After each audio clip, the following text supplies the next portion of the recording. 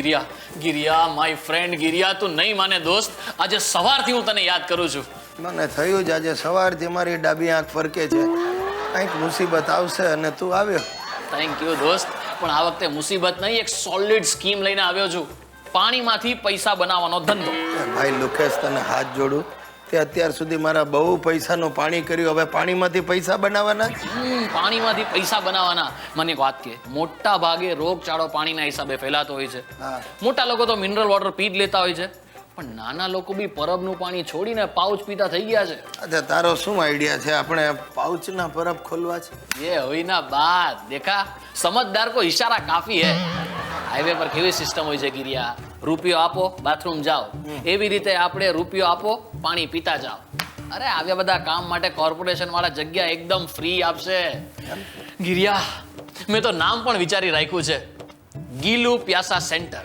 ગીલુ પ્યાસા centre? અરે ગિરીશ અને લુકેશ, ગિરિયા, મહિનામાં લાખો ગ્લાસ ખપી જશે અને વર્ષ દિવસમાં આપણે બંને કરોડપતિ થઈ જશું. ગિરિયા, કરોડપતિ.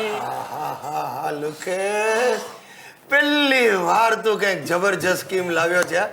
અને સાચું કહું દોસ્ત, આજ સુધી હું તને પાણી વગરનો સમજતો હતો, પણ આ પાણીની ખામીએ તારા મગજમાં આવા ફળદ્રુપ વિચારો આપ્યા છે.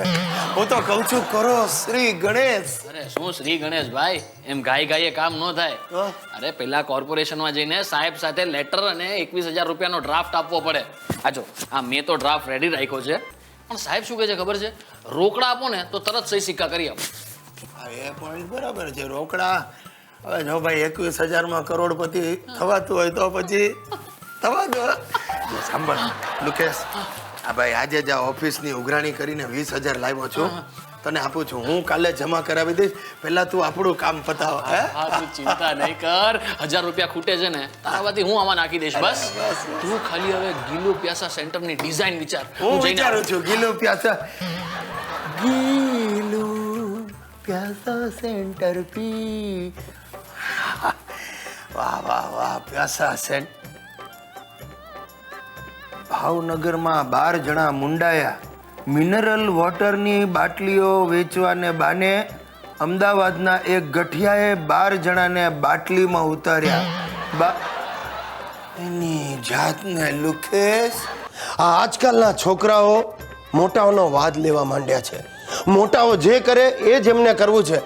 ના ના ભાઈ, સારો વાદ લેતા હોય તો વાંધો નહીં, પણ આ માણસોને જે ઊંધું છે, ખોટું છે, એ જ કરવું છે. આ મારો હિતિયો હમણાં 2 દિવસથી સત્યાગ્રહ પર ઉતર્યો છે.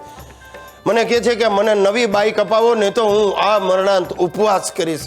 બોલો, આ સોસાયટીના ગેટ પાસે શેતરંજી પાથરીને બેઠો છે, દર 5-5 મિનિટે ઊભો થઈને નારા લગાવે છે, ગિરીશ કુમાર હાય હાય, ગિરીશ કુમાર હાય હાય. સાહેબ, મારે તો સોસાયટીમાં મોડું બતાવવાનું ભારે થઈ ગયું છે. નપાવટ હમણાં મને મળવા આવવાનો છે વાટાઘાટ કરવા માટે.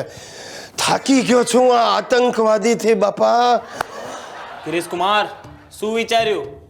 એ ડોબા, વિચારવાનું મારે નહીં, તારે છે. બાપા સામે આવા ત્રાગા કરતા તને શરમ નથી આવતી? આ ત્રાગા નથી, આ સત્યાગ્રહ છે, સત્યાગ્રહ.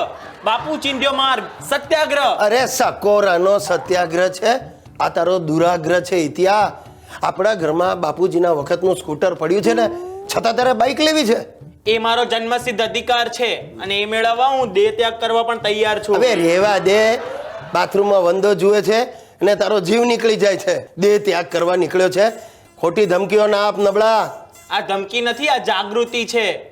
ઇન્કલાબ જિંદાબાદ, કરેગે યા મરેગે. મારી જ નાખીશ તું અમને, અને અમારું કરી જ નાખવાનો છે તું. તારાથી કાંઈ થવાનું નથી. આ ચળવળમાં હું એકલો નથી. બાપના અત્યાચારોનો ભોગ બનેલા 5 છોકરા અને 2 છોકરીઓ મારી સાથે છે. જો તમે ના પાડશો તો અમારું આંદોલન વધુ ઉગ્ર બનશે. એ ડોબા, આંદોલન ભ્રષ્ટાચાર સામે હોય. મેં કયો ભ્રષ્ટાચાર કર્યો છે? હા, તને જન્મ આપ્યો એને ભ્રષ્ટાચાર ગણતો હોય તો કર આંદોલન, જા. બોસ, જરા વ્યાજબી વાત કરો. આંદોલન સમેટાવવું હોય તો ત્યાં આવો, લીંબુ પાણી પીવડાવો અને અમારી માંગણી પર વિચાર કરશું તેવું સાંત્વન આપો. સાંત્વન નહીં, સાંત્વન. હા, એ આપો. નહીતર શું કરીશ? નહીતર હું વસ્ત્રનો ત્યાગ કરીશ. હાલો. અરે ઊભો રે નાલાયક, ઊભો રે, હું તને બાઈક અપાવીશ.